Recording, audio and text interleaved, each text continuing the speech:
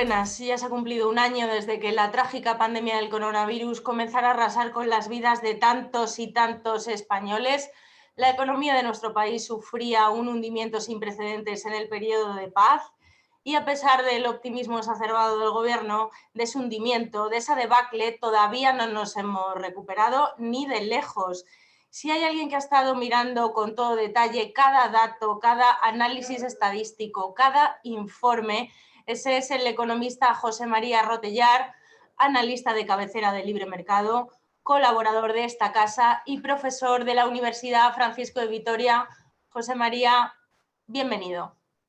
Bueno, buenas, ¿qué tal? Encantada de que estés aquí con nosotros. Lo Un primero que placer quiero mío. preguntarte es cuánto de preocupado estás por la situación económica actual un año después y, por ende, cuánto de preocupados tienen que estar el resto de los ciudadanos.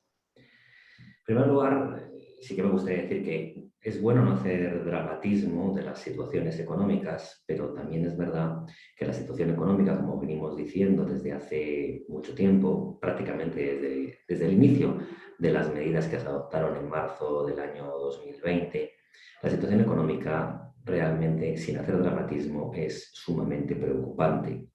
Y lo es porque las consecuencias económicas que se van a derivar de las duras restricciones impuestas entonces y que aún hoy en día continúan en gran parte, son unas restricciones que están provocando algo inédito en la historia de la humanidad y ha pasado por muchas guerras, epidemias, pandemias, actos terroristas, en fin, desgracias en sí mismo, y nunca se había llevado a cabo un cierre tan masivo, tan completo de sectores y a nivel internacional tan importante, ¿no?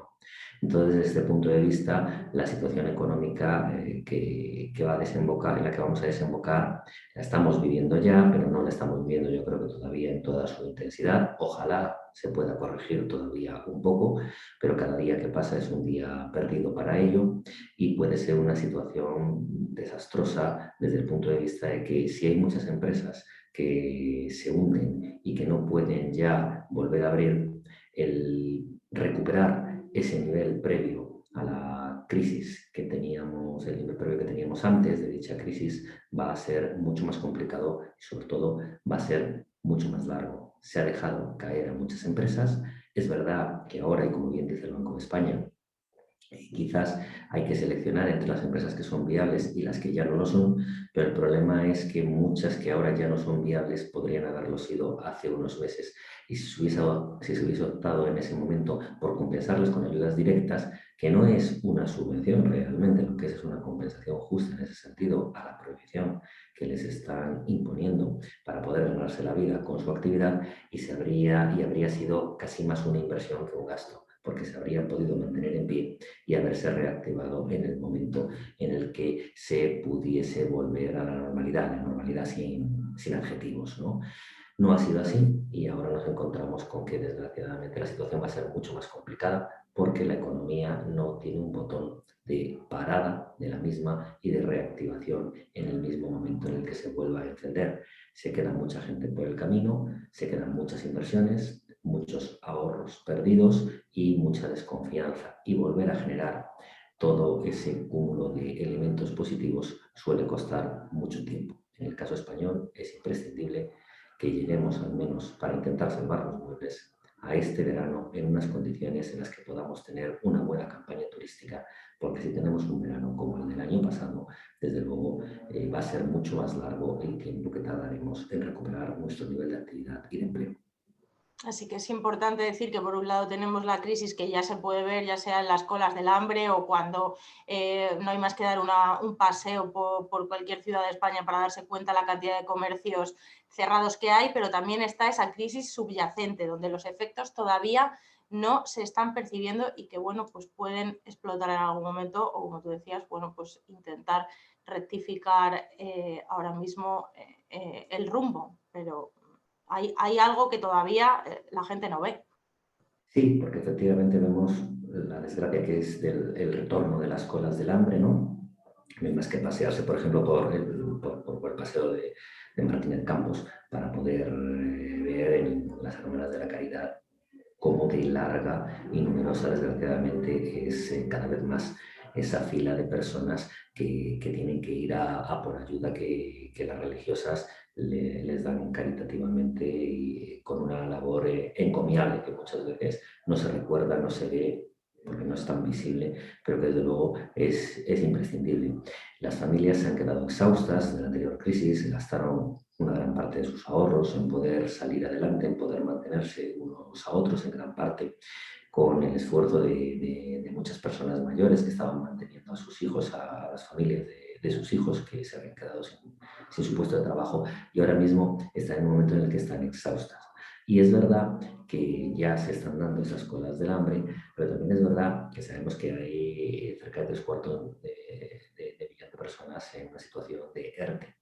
ERTES que podrían convertirse en pérdida definitiva del empleo si no hay una reactivación económica vigorosa y estructural. Y ahí es donde digo que puede estar el problema, porque la situación económica, sin duda, se va a tornar mucho más complicada. Y no es enfrentar economía con sanidad, eso realmente es algo falso. No hay un enfrentamiento como tal, se complementan, porque sin economía, desde luego, tampoco hay sanidad, porque habrá menos recursos, habrá, por tanto, menos dinero para poder tener medios para curar a los enfermos por cualquier tipo de enfermedad y habrá, por tanto, más fallecimientos por cualquier tipo de dolencia, ¿no? Aparte de las situaciones psiquiátricas, de suicidios, enfermedades circulatorias, debido al estrés de la situación por la que están atravesando muchas familias. Entonces, cada vez que se redacta una línea en un boletín oficial imponiendo restricciones, hay que medir muy bien y hay que acompasar muy bien lo que es la prudencia, que hay que tenerla, desde luego, y la lucha contra la enfermedad con la otra enfermedad que está generando, que es la económica, que en el medio y largo plazo va a ser mucho más dura que la sanitaria, porque tendrá su vertiente económica y también impactará en la sanidad, porque al final la economía es común a todas las materias. Y tenemos los ERTE que, bueno, están maquillando bastante las estadísticas, que ya, bueno, las estadísticas de paro son de por sí demoledoras, pero bueno, con los ERTE y algún otro maquillaje más o cocina tenemos casi a 6 millones de personas sin trabajar en España. ¿Qué otros datos o qué otros indicadores te preocupan, José María, concretamente? No sé si la deuda pública, los bienes de equipo, que sé que tú solo lo miras mucho, la inversión. ¿Qué otros indicadores nos dan pistas de que puede ser todavía peor de lo que nos encontramos? O sea, hay que decir que es verdad que los ERTE están, digamos, contabilizados estricta y ortodoxamente, tal y como marca la Sí, metodología. sí, no es Desde ese cosa de punto, este desde ese gobierno. punto de vista, no es cosa, Le no es hubiese pasado cosa, igual al PP, no es sí. cosa, no es cosa, no es cosa de este gobierno en ese sentido. Lo que sucede, el problema de los ERTE es que el ERTE es una buena herramienta para suspender la relación laboral, no acabar con ella y poder retomarla, pero para retomarla hace falta el que haya una estructura económica sobre la que retomarla. Y esa es una de las grandes preocupaciones. Como se ha esperado tanto tiempo, se sigue sin dar esas ayudas directas a quienes se han obligado a cerrar, se toman todavía otros 40 días para poder llevar adelante la aplicación de esas ayudas, pues ahí tenemos un problema importante. Cada día que pasa es una losa para muchas empresas que no van a volver a reabrir y esos son muchos puestos de trabajo. Eso es un dato muy preocupante, por eso hay que tener en cuenta cuántas personas hay en los ERTES y cómo evoluciona la estructura económica conjuntamente para ver la posibilidad de que realmente esas personas pierdan definitivamente su empleo. Ojalá que no, pero cada vez la probabilidad es mayor de que muchas lo pierdan y volver a reencontrarlo es el problema. En segundo lugar, efectivamente, la deuda pública es un problema. La deuda pública está rondando el 120% del Producto Interior Bruto, es decir, es 1,2 veces la capacidad de generar actividad económica que tenemos. Si lo midiésemos sobre los ingresos sería todavía mucho mayor, pero sobre la capacidad de generar actividad económica, que es como tradicionalmente se ha medido, es muy cuantiosa. Es el doble de lo que marca el Pacto de Estabilidad y Crecimiento, que marca una deuda pública por debajo del 60%. Si nos retrotraemos al momento en el que España tenía que entrar en la Unión Monetaria, recordemos que los gobiernos del presidente González habían dejado la deuda pública por encima del 70%, el presidente Aznar consiguió reducirla para que pudiese entrar España a formar parte del euro y dejó la deuda pública alrededor del 40%, que Solbes después, con la inercia de que los ingresos crecían muchísimo durante 2004-2005, 2007 por esa inercia todavía recibida. Se la redujo hasta el 35%, pero después en un espacio de 3 años, de 3, 4 años, de 4 años, se duplicó, pasó al 70% otra vez y ahora volvemos al 120%. Que bueno, llegamos al 120 que no habíamos llegado desde hace muchísimos años, más de un siglo, ¿no? Entonces, ¿qué es lo que sucede? Que además la deuda hay que reducirla, pero la deuda en valores absolutos no se va a reducir mientras no consigamos superávit. ¿Por qué? Porque al final la deuda no es más que el sumatorio de los distintos saldos presupuestarios.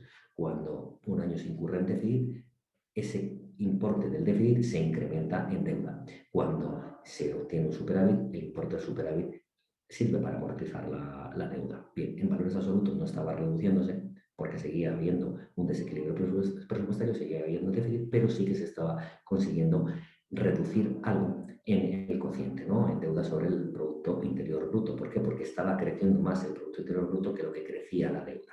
Bueno, ahora nos encontramos en una situación muy dura y desde luego no solo va a haber que reducir la deuda sobre el PIB, sino que habría que ir realizando, acometiendo reformas estructurales que permitiesen, una vez superada la pandemia, reducir el gasto de manera estructural para poder reducir la deuda en valores absolutos, además de sobre el Producto Interior Bruto.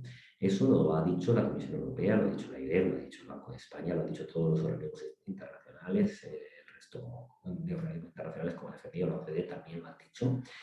Ahora hay que concentrar coyunturalmente este esfuerzo presupuestario. Habría que haberlo hecho bien, quizá no con tanta propaganda en préstamos o créditos que tardaron mucho en llegar y que tampoco aliviaban para nada a las empresas, sino con condonación de impuestos, no con aplazamientos, y no ha habido condonación, y con ayudas directas a quien se ha obligado a cerrar para mantener las empresas en pie, de manera que el gasto se transformase más en una inversión de sostenimiento que en un puro gasto que al final no llega y no sirve para lo deseado.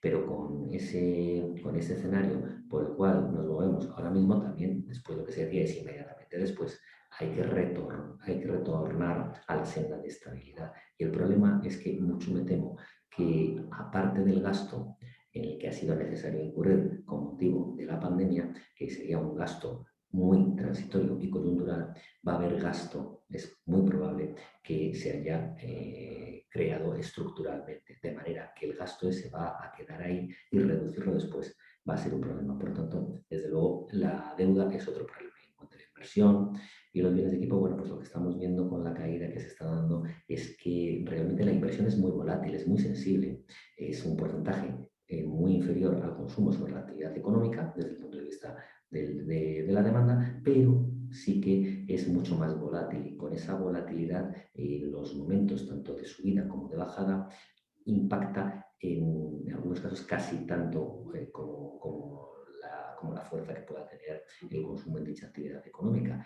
Y lo que nos marca es que hay poca confianza, poca certidumbre, poca seguridad jurídica. Por eso están dejando de venir algunas inversiones y por eso otras inversiones no se están poniendo en marcha, porque lo que falta, sobre todo, a mi modo de ver, es un horizonte, ¿no? Un plan trazado en el que se pueda saber por dónde se va a ir, con qué medidas y qué hay después de eso, ¿no? Vivimos un poco casi en el día a día y eso no genera un horizonte amplio en el que se pueda generar confianza y en el que pueda haber certidumbre para todos los inversores, para todos los empresarios y para todos los profesionales. Esos son los elementos, desde luego, más preocupantes a mi modo de ver. Un desempleo que se va a generar sobre una base de una falta de estructura económica si no conseguimos sostener al grueso del tejido empresarial, una tensión del gasto y del déficit estructural que puede impedir que baje la deuda hacia donde tiene que bajar, porque nuestra capacidad de repago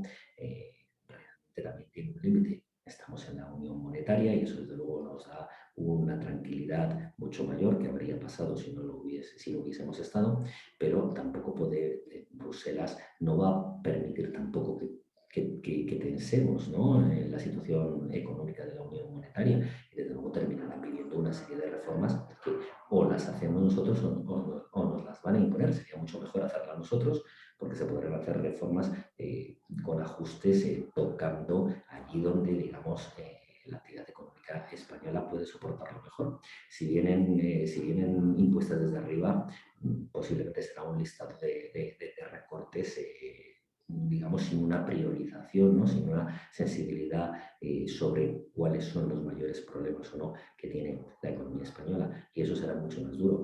Y por último, en el caso de la inversión, si no atraemos inversión, desde luego no se genera actividad económica, y sin actividad económica no hay empleo.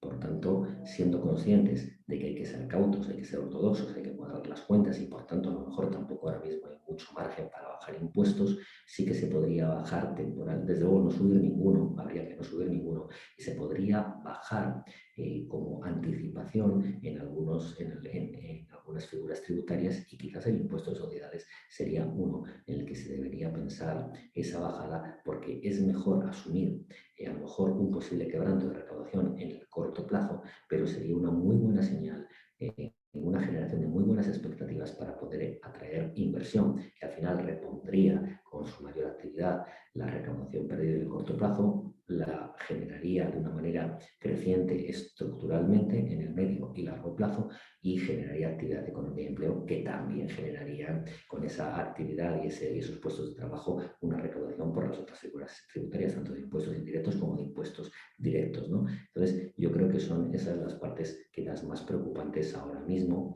y que no hay una seguridad, y en el gobierno también ha habido quizás muchos enfrentamientos entre distintas facciones del mismo, y yo creo que hay que ir hacia una política ortodoxa. La política económica puede tener un corte liberal, conservador, basado en el liberalismo clásico o europeo, o puede tener un corte más socialdemócrata. Podremos estar más de acuerdo con unas o con otras políticas, pero digamos que entra dentro de lo que es la ortodoxia.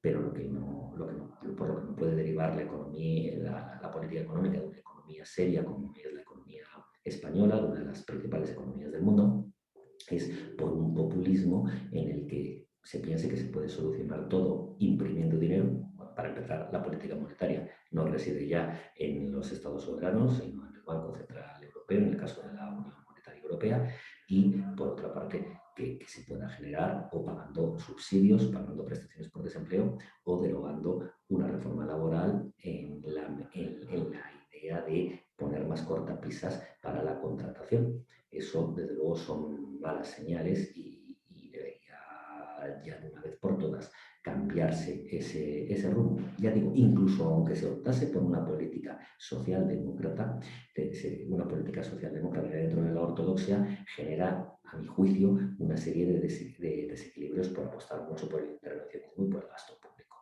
Pero, desde luego, entra dentro de lo que puede ser manejable desde el punto de vista de los mercados y de la ortodoxia. Ahora, un populismo que no se piensan las cosas y a lo único a lo que se lleva es a prácticamente la generación de una deuda perpetua, pues eso desde luego nos llevaría por muy mal camino. Que precisamente el gobierno se ha negado, o sea, yo creo que sí, ya en todo este año no ha tocado ni un impuesto, a pesar de, bueno, que tenemos el ejemplo de Europa, de países como Alemania, Portugal, Reino Unido, han bajado el IVA, han bajado sociedades para determinados sectores. Aquí en España nada, lo único que se ha hecho ha sido exenciones en las cotizaciones de la seguridad social de los ERTE, o sea, esto que es irrisoria esta medida, o sea que yo ya creo, doy por hecho que este gobierno no va a tocar ni un impuesto a la baja, veremos si al alza pues hay un plan de subidas de impuestos para 2021, de hecho ya han entrado en vigor algunos en enero, o sea que estamos en ello y ya hemos empezado a ver los efectos, como puede ser en la tasa Google o en las primas a los seguros que están empezando a notarse en el bolsillo del contribuyente y del consumidor final. José María, ¿tú crees que al final va a haber recortes? Porque bueno, es que la única reforma que el gobierno está planteando es ahora mismo derogar, que lo has mencionado, la reforma laboral. Ese es el único plan que tienen y por supuesto Bruselas no va a ir por ese lado. ¿Tú crees que al final acabarán imponiendo recortes y la tijera en España, como ya ocurrió hace una década? En el muy largo plazo, quizás, o sea, en el muy largo plazo seguro que va a haber una serie de desequilibrios que van a estar ahí si no se solucionan, si no se adoptan ahora una serie de reformas estructurales. Tenemos sin resolver todo lo relativo a las pensiones. Tenemos sin resolver la parte del endeudamiento creciente que va a quedar en unos parámetros muy elevados. Tenemos sin resolver una mayor flexibilización del mercado de trabajo que generase un mayor apetito por la contratación y, por tanto, por la creación de empleo. Y tenemos sin resolver el propio funcionamiento de la administración, en el que posiblemente esté sobrecargada de coste, especialmente en capítulo 1, y el poder resolverlo con otras medidas también de eficiencia en el funcionamiento de la propia administración. Y eso en un largo plazo, en un muy largo plazo, puede colapsar. Ahora bien, ¿qué sucede? Que en el medio plazo, a lo mejor, el gobierno podría aplazar esas reformas con alguna anestesia que se derivase de una recuperación muy rápida. Pero para esa recuperación muy rápida tendría que reactivarse todo, a mi juicio, este mes de junio ya, y que no hubiesen quedado muchas empresas por el camino. Las dos cosas son complicadas, pero sobre todo la segunda, que no hayan quedado muchas empresas por el camino. En cualquier caso, no deberían aplazarse esas reformas, deberían empezar a estudiarse ya y a implantarse desde el mismo momento en el que se superase la situación sanitaria, porque son problemas que si no nos van a estallar. Y al final, si no se hacen reformas que permitirían mantener el grueso de los servicios que tenemos, vendrá la aplicación de recortes, o bien porque no quede ya más remedio en España, o bien porque venga impuesto desde fuera, ¿no?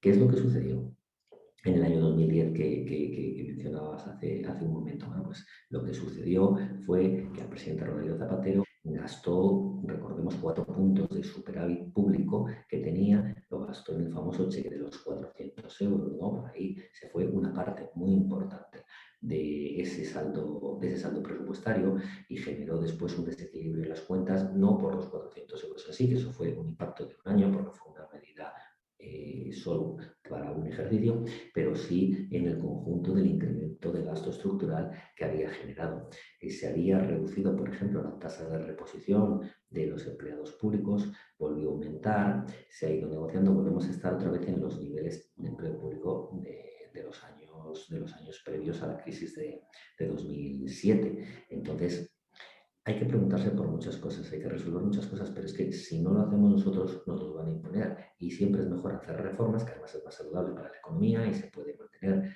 digamos, un nivel de actividad económica y de prosperidad muy elevado, que el que se obligue a hacer recortes, que serán mucho más duros y serán incluso mucho más impactantes en la economía y en la prosperidad. Entonces, realmente el horizonte que se dibuja es complicado, pero porque el gobierno no parece que esté por la labor de ir por ese camino. No sé si la vicepresidenta Calviño a lo mejor pudiese pensar transitar por ahí, pero también es verdad que en muchas ocasiones la sensación que da es que la propia vicepresidenta, que es una buena profesional, es una funcionaria de Bruselas, pues, desde luego conocimientos de sobra tiene, un técnico comercial y economista del Estado, como es ella, tiene solvencia, pero el problema es que esa solvencia la está aparcando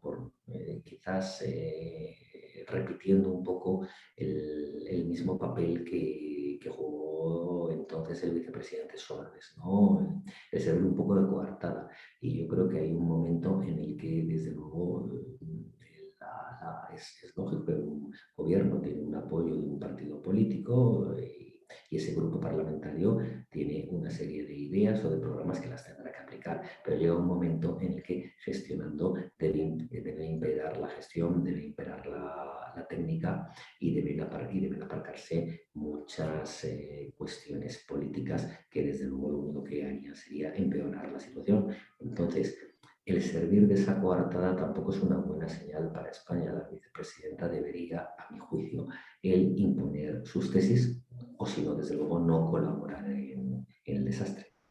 Por lo menos se podía haber ahorrado la frase de que el coronavirus no iba a tener incidencia en la economía española. Eso le va a quedar a Calviño para la posteridad. ¿Por qué Es cierto, lo que sucede es que también es verdad que que en ese momento todavía estaban las cosas, había un entorno muy incierto, no se sabía exactamente bien cómo se iba a medir, pero sí que debería haber sido más previsor de análisis económico para dibujar varios escenarios que se podían dar, y al menos sí que debería haber sido prudente el haber puesto sobre la mesa esos distintos escenarios en los que alguno pues implicase desde luego un escenario de recesión. No digo que a lo mejor pudiesen llegar a calcular un escenario de recesión como el que hemos tenido tan duro, tan abrupto, pero sí desde luego algún escenario de recesión, y sobre todo debería haber advertido ya antes el Ministerio de Economía al propio Ejecutivo, ¿no?, de que el cierre, si no se adoptaban medidas como a lo mejor podría haber sido el cierre de fronteras con China primero, la contención también con Italia después, para poder intentar no llegar a un escenario en el que deprisa y corriendo se restringiese toda la actividad económica como se restringió, y eso generase después el quebranto que ha generado. Bueno, pues ahí sí que debería quizás haber sido el primero que hubiese alertado. Para mí es uno de los mayores fallos que ha tenido el gobierno, ¿no?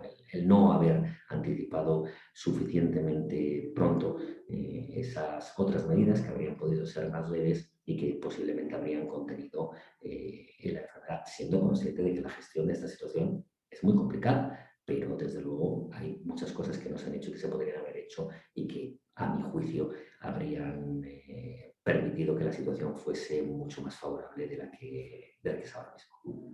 Nadie, ningún político se atreve a decirle a un trabajador que está en ERTE todavía que eche currículums o que mire otras opciones. No es políticamente correcto este mensaje. Tampoco decirle a una empresa, sintiéndolo mucho, lamentablemente, tus bienes o servicios que ofreces ya no los va a necesitar el mercado, ya no los van a necesitar los clientes. Tenemos que seguir fingiendo, José María, que todos los agentes económicos van a sobrevivir, que todos los empleos se recuperarán.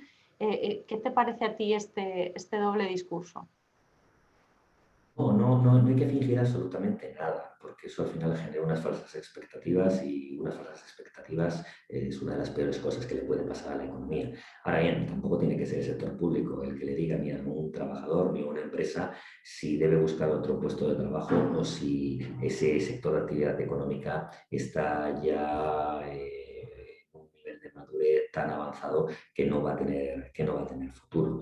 No debe ser, porque quien tiene que ser es el propio mercado. Quien debe ser es el propio mercado el que diga realmente por dónde tienen que ir los tiros. Ahora bien, tampoco se soluciona todo diciendo, no, es que, como dice el ministro de Consumo, claro, que tenemos a lo mejor la parte del turismo y demás, es que es un sector de poco valor añadido y poco productivo. Bueno, sector turístico, nosotros tenemos bueno, pues, un recurso natural que no hay en otros lugares, ¿no?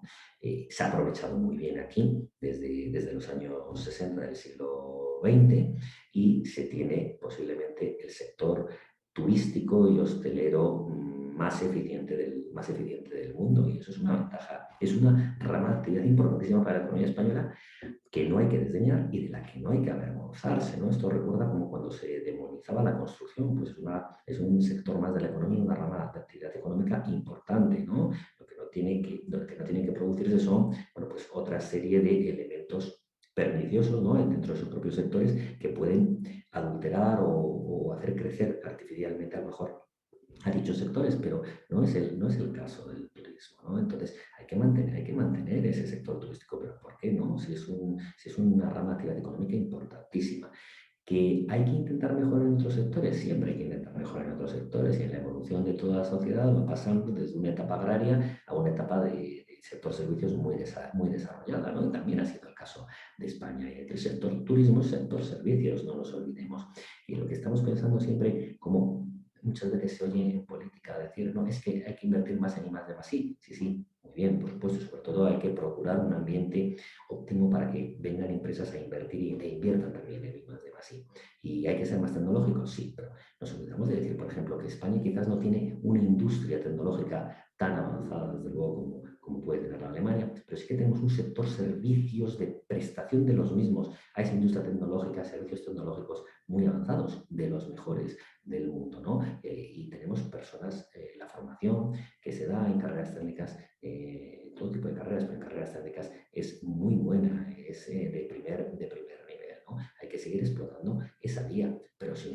manejar las otras. O sea, a una persona que está trabajando en una cafetería, en un restaurante, que está poniendo cafés, sirviendo comidas, realizando una labor importantísima, ¿no? Desde el punto de vista de actividad económica, para poder llevar un plato de comida a casa, para salir adelante, para poder dar estudios a sus hijos, para poder darles prosperidad, para poder intentar que tengan una vida mejor, como intenta cualquier familia que suceda con sus hijos.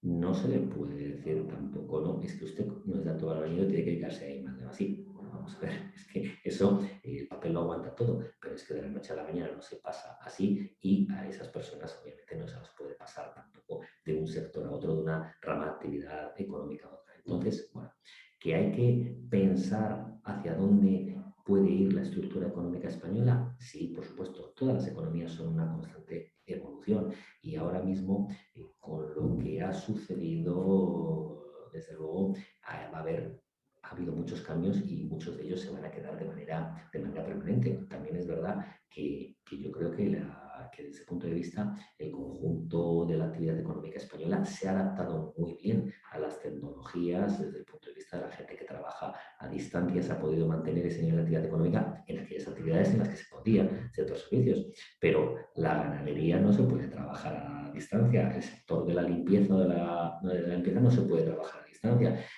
no se puede trabajar a distancia en bares, cafeterías, hostelería, turismo, no se puede trabajar a distancia. Lo que hay que ver, y son las propias empresas las que además tienen que verlo también, y los propios trabajadores los que tienen que estudiarlo también desde el punto de vista de las opciones laborales que puedan tener en el futuro, es cómo nos va a afectar, quizá no tanto el turismo de ocio, porque el turismo de ocio se realiza lógicamente por gusto, como su propia Presencial. definición, y va a ser presencial. Pero todo el turismo de negocios que hay que ver cuánto se va a recuperar y cuánto va a quedar definitivamente sustituido, bueno, pues por las reuniones a distancia, por videoconferencia que se han impuesto durante la pandemia y que una vez que se ha visto cómo ha funcionado, ¿no? Y hay que ver también cuántas empresas van a optar también por esa combinación de trabajo a distancia, eso que se ha dado en llamar teletrabajo, ¿no? Porque el trabajo a distancia puede estar muy bien, pero cuando una persona trabaja a distancia, a media mañana no se baja a tomar un café, no toma el menú del día o come a la carta, según sus posibilidades y sus gustos, y eso es menos generación de actividad económica para una rama de actividad económica, la redundancia, muy importante, ¿no? Y si la hostelería cae, bueno, pues esas personas van a tener menos recursos y si tienen menos recursos van a poder consumir y ahorrar menos. Y si consumen y ahorran menos, por un lado va a haber menos actividad económica generada por el consumo y por otro lado va a haber menos financiación disponible para la inversión empresarial, canalizándola desde el ahorro de las economías domésticas. Y si hay menos inversión, habrá menos actividad económica y si hay menos actividad económica habrá menos empleo en todo. Entonces, tiene un impacto eso en toda la economía nacional, ¿no? Por tanto, hay que, antes de felicitarnos tanto por a lo mejor no volver a tener un nivel de presencialidad en los puestos de trabajo como el que había antes, que yo creo que en gran parte sí que volverá, porque hay cosas hay matices que se pierden cuando se producen a distancia, pero también es verdad que hay una parte, sobre todo la de los viajes, que a lo mejor cuesta más recuperar y no se recupera en toda su dimensión. Y eso, desde luego, habrá que ver, tendrá el sector que estudiar cómo redirigir, cómo redimensionar, cómo hacer atractivo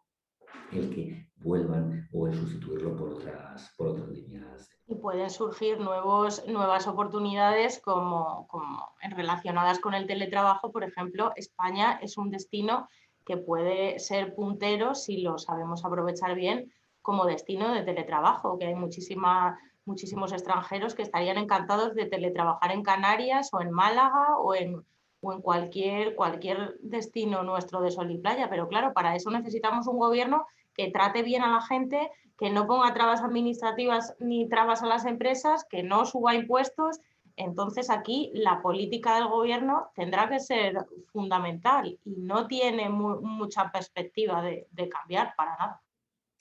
Es obvio que si esas personas no residentes ahora mismo, esos extranjeros, tienen libertad completa en sus compañías para poder trabajar desde donde quieran, porque una cosa es que se les permita trabajar desde casa y otra Otra situación distinta es que no se les imponga a lo mejor que tengan que estar en un ámbito territorial determinado por si es preciso que acudan a la oficina. No es lo mismo estar a media hora que estar a 5 horas, lógicamente, ¿no? Pero si existiese esa flexibilidad, sin duda es algo que se podría explotar, ¿no? Porque en lugar de la parte que perdiésemos con turismo, poder intentar ganarla con con un conjunto de personas que de manera permanente residiesen en España y pudiesen contribuir a una generación de actividad económica mayor también en España. Es obvio que para eso, para atraerlos, hay que generar un entorno favorable, un entorno en el que no se persiga un ámbito confiscatorio en materia tributaria, que no se pongan trabas al desarrollo personal y empresarial, ¿no? Y eso es imprescindible para poder atraerlo. Entonces, bueno, desde luego, si se va en otra dirección, no ayuda en absoluto. También hay que ver exactamente, hay que ver coste-beneficio, el aquilatar los costes, que eso no suponga un incremento desmedido del gasto público por los servicios que hubiese que prestar, ¿no? Entonces, bueno, hay que ver cómo queda todo el escenario para poder analizarlo con más profundidad, pero desde luego podría ser una posibilidad. En cualquier caso, para eso y para cualquier generación de actividad económica, lo esencial es que el sector público no estorbe, no ponga trabas, deje a las personas que decidan su futuro y merme lo menos posible sus rentas.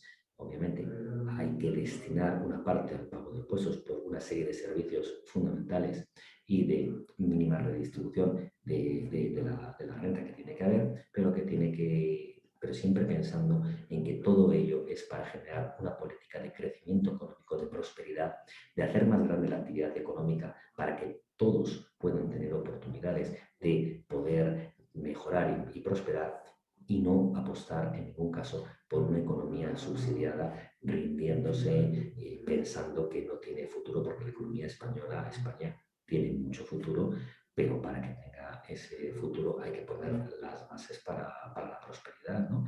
Y desde luego las bases que son de una economía subsidiada en algunas propuestas no sirven para la prosperidad, sino para languidecer en un estancamiento provocado con unos niveles de desempleo elevados. Y como yo creo que no hay una maldición que pese sobre España que le impida prosperar, y ya se ha hecho en otras circunstancias, con medidas correctas se puede salir adelante, pero hay que tomarlas y hay que trabajar para eso, para generar una economía mayor, más próspera y sostenible por sí misma, no una economía subsidiada y sostenida por el gasto público, porque llegará un momento en que no se podrá sostener más.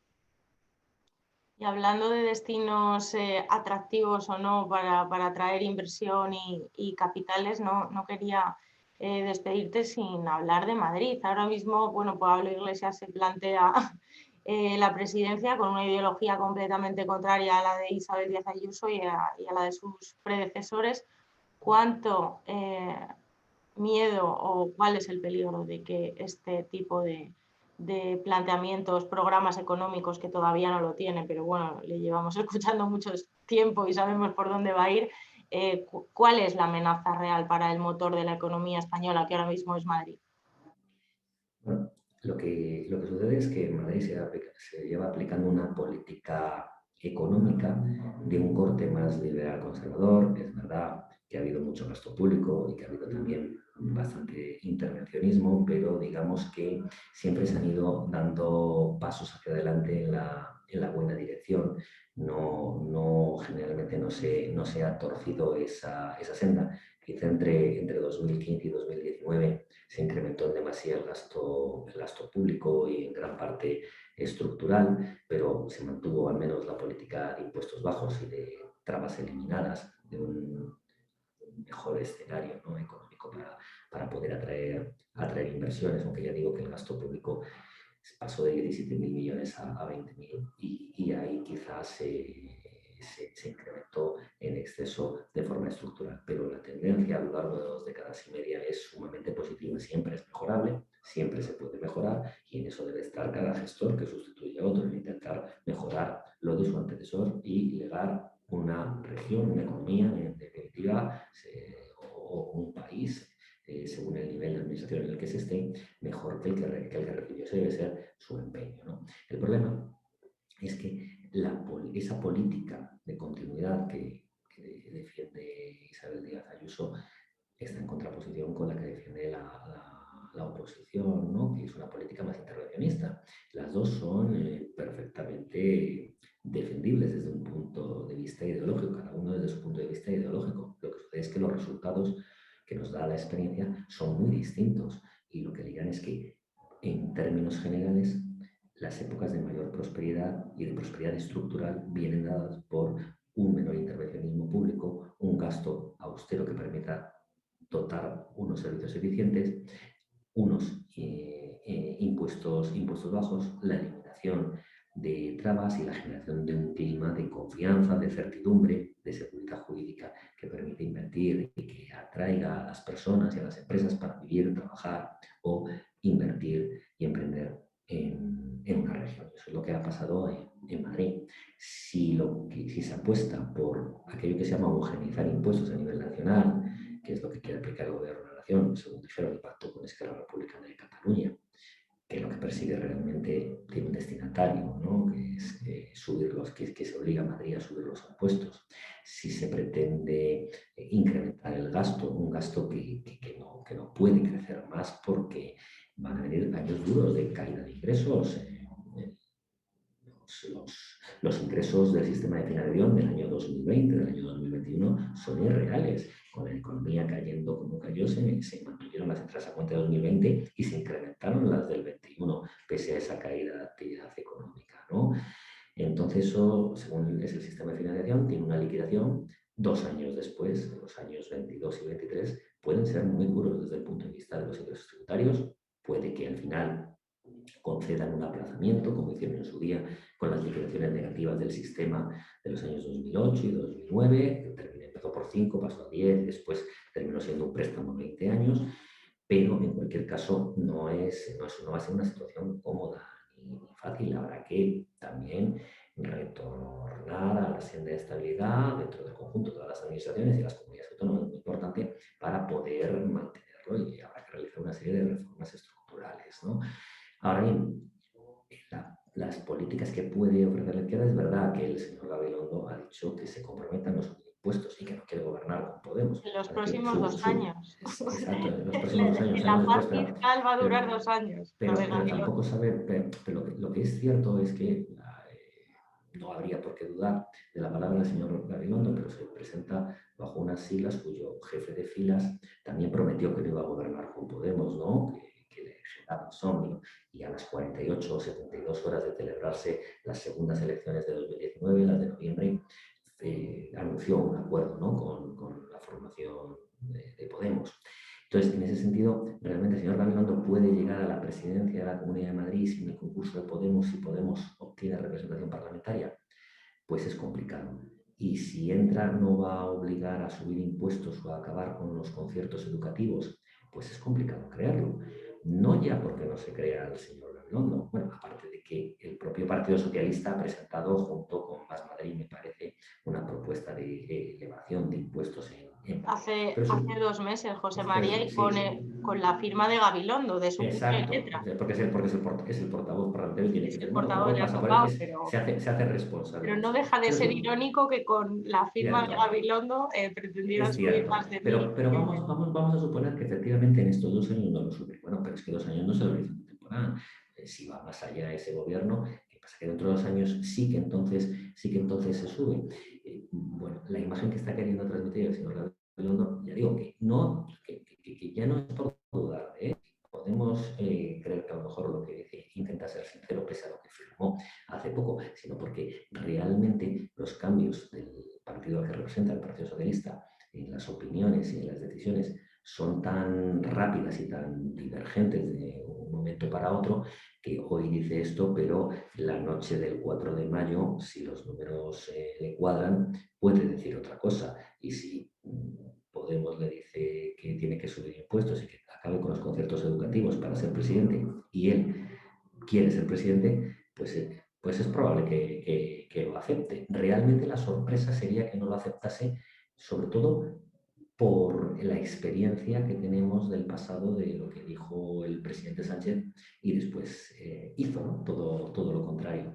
Entonces, desde luego, en cualquier caso, no deja de generar cierta inseguridad y cierta desconfianza. Entonces, ante esa cierta desconfianza, si alguien quiere tener la certidumbre, la certeza de que no se le van a subir los impuestos, no puede ir por esa vía de política económica, porque en el mejor de los casos son 2 años y no se sabe, ¿no? Entonces, yo creo que hay que ir por la vía. Cuando una cosa funciona, yo creo que lo bueno es intentar cambiarla para mejorar, pero no para estropearla, ¿no? Y esa política económica alternativa a la aplicada durante 2 décadas y media en Madrid sería una política de impuestos más altos, de gasto más elevado, posiblemente de más déficit y más deuda y de un mayor control, desde el punto de vista de que es probable que el tema de los conciertos educativos se revisase y se pudiese llegar a perder, o por lo menos, desde luego, siempre tendrían el riesgo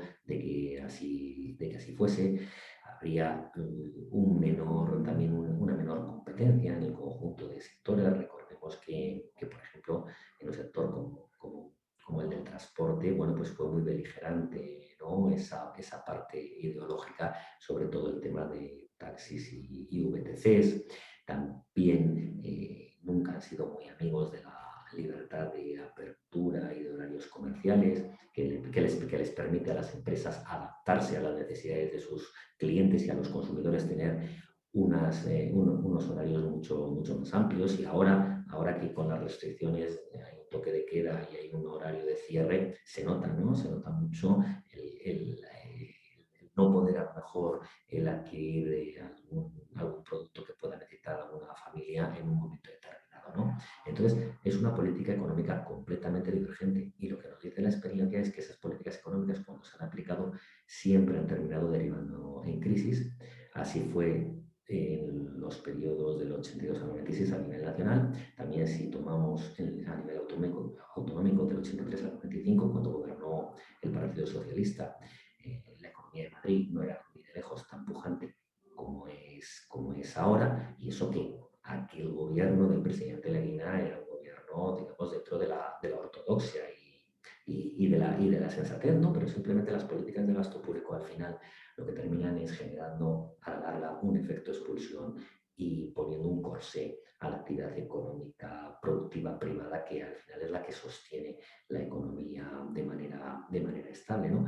También pasó después con el presidente Rodríguez Zapatero, la época de Carmen en el Ayuntamiento de Madrid, aunque duró poco, tampoco fue la de, digamos, una mayor libertad económica, ¿no? Pero bueno, todavía, digamos, estábamos en una ola expansiva de la economía, no se pudieron ver mucho los impactos negativos de esa restricción de libertad económica, y no hay nada que nos haga pensar de manera distinta que ahora no fuese a ser también así, ¿no? Porque de hecho es la política económica que plantea esa parte del tablero político, ¿no? Entonces, bueno, pues los electores tienen que decidir claramente si apostar por la política de mayor libertad económica que se ha aplicado hasta ahora, o por apostar por la contraria, evaluar cuáles son los resultados de una y otra, y con ello decidir. Pues con esta advertencia sobre lo que puede pasar en Madrid, no digan que no se lo avisamos, les vamos a despedir. También con la mirada puesta en junio, José María Rotellar nos pone la recuperación en la vista puesta en el verano. Si en el verano no llegamos con buena energía, pues volveremos a hablar, José María, de lo que nos depara. Te emplazo al verano y a ver qué tal se nos ha... Ojalá podamos contar cosas más positivas. Eso será una muy buena señal. Bueno, veremos. Un abrazo, José María. Muchas Un gracias. abrazo. Gracias. Adiós.